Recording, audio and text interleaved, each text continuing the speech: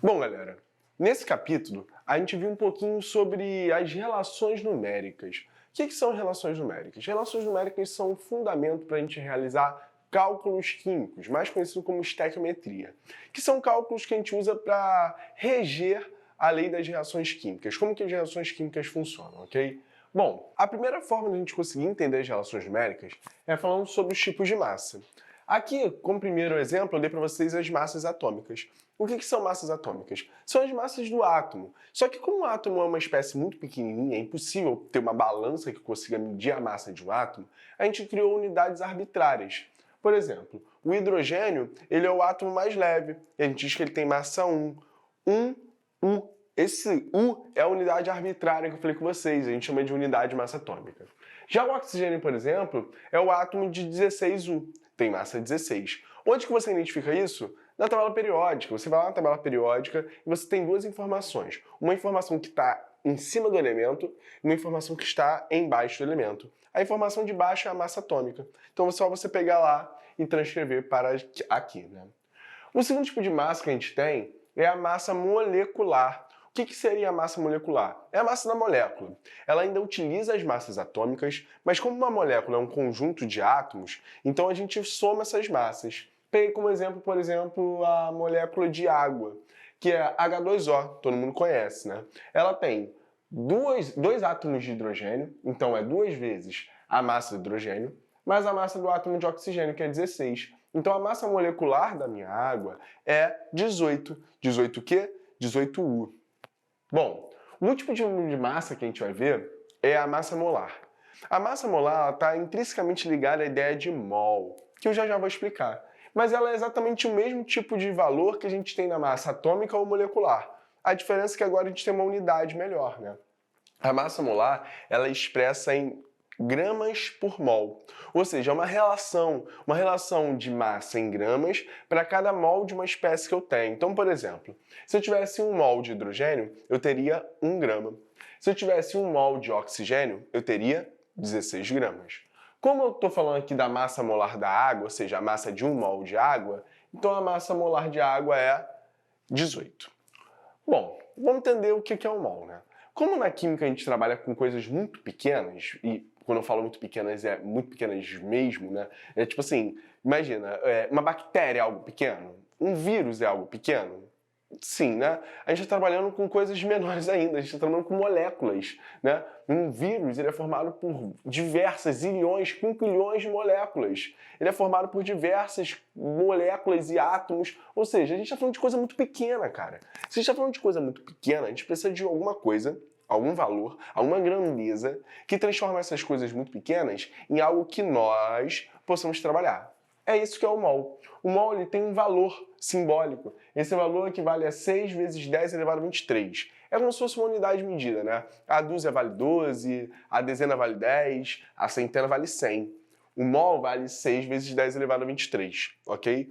Mas o barato do mol está a sua associação com a massa molar, certo? Ou seja, toda vez que eu uso o mol, eu pego algo muito pequenininho, em uma quantidade X, que eu possa medir isso em gramas, tá? Então eu peguei um exemplo aqui. 1 mol de água tem ao total 6 vezes 10 elevado a 23 moléculas. Você pode ver aqui que eu botei coisas, porque o mol eu posso ter um mol de qualquer coisa, né? Como eu posso ter uma dezena de relógios, uma dezena de bananas, uma dezena de ovos, eu posso ter uma dezena de qualquer coisa, eu posso ter um mol também de qualquer coisa. Só que geralmente a gente usa para coisas muito pequenininhas. Átomos, moléculas, íons, ligações químicas, elétrons, coisa muito pequena. Ok? E a gente vê aqui que 1 mol de água, que tem ao total 6 vezes 10 a 23 moléculas, possui ao total 18 gramas. Outra relação interessante no mol é o volume. O volume molar, ele diz pra gente que 1 mol de qualquer gás equivale a 22,4 litros, desde que a gente esteja na CNTP. CNTP é uma sigla que significa Condições Normais de Temperatura e Pressão. O problema é, quando fala normal, a gente pensa que é normal no nosso dia a dia e não tem nada de normal no nosso dia a dia. As condições normais de temperatura e pressão, CNTP, são 0 graus Celsius e 1 atm. Ou seja, se tiver nessa condição, 0 graus Celsius e 1 atm, eu posso afirmar que qualquer gás, não importa qual seja o gás, é 22,4 litros por mol, ok? Se a gente estiver fora dessas condições, a gente tem que usar a equação dos gases ideais, que a gente chama de PV igual a nRT. Essa fórmula é muito famosa, você deve ter ouvido ela em algum momento na sua vida, onde a gente relaciona pressão e volume, né? As letras aqui elas estão falando sobre as grandezas que a gente quer analisar. Pressão e volume é igual a N. N é um símbolo que a gente usa para calcular o número de mols. Então é igual ao número de mols vezes R vezes T. T é a temperatura sempre em Kelvin.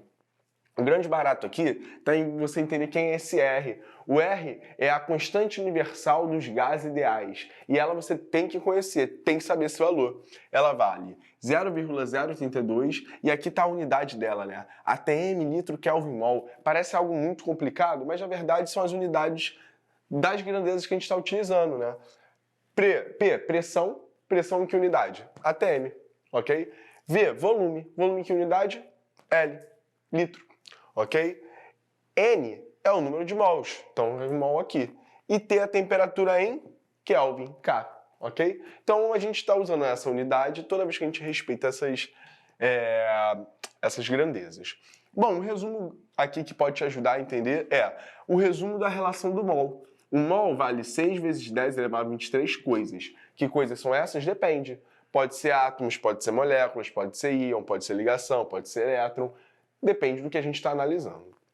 Isso tem relação com a massa molar. A massa molar é a massa da tabela periódica, só que a gente usa a unidade de grama porque a gente está falando de 1 mol.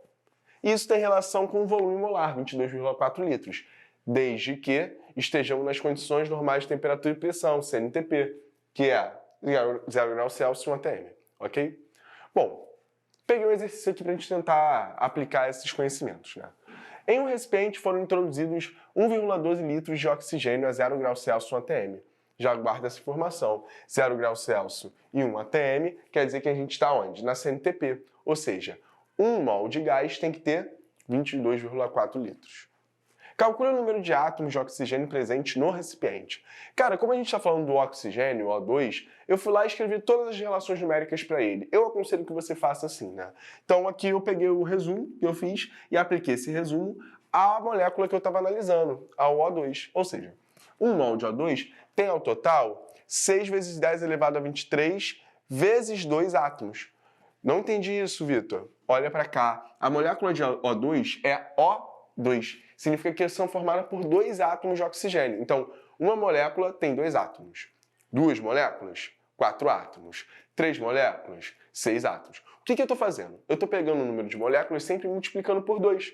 Então, se eu tenho 1 mol de O2, eu tenho 2 vezes 6 vezes 10 elevado a 23 átomos. Esse 2 é porque a molécula é formada por 2 átomos. Ok? Isso tem relação com a nossa massa molar. Então, eu fui lá na tabela periódica e procurei a massa do oxigênio, que a gente já tinha visto aqui, era 16. Né? Então eu peguei e multipliquei por 2, porque são 2 átomos por molécula. Então, 2 vezes 16, 32. Isso tem relação com o volume molar, 22,4 litros. E eu posso afirmar isso porque diz que está a 0 graus Celsius 1 atm, está a CNTP.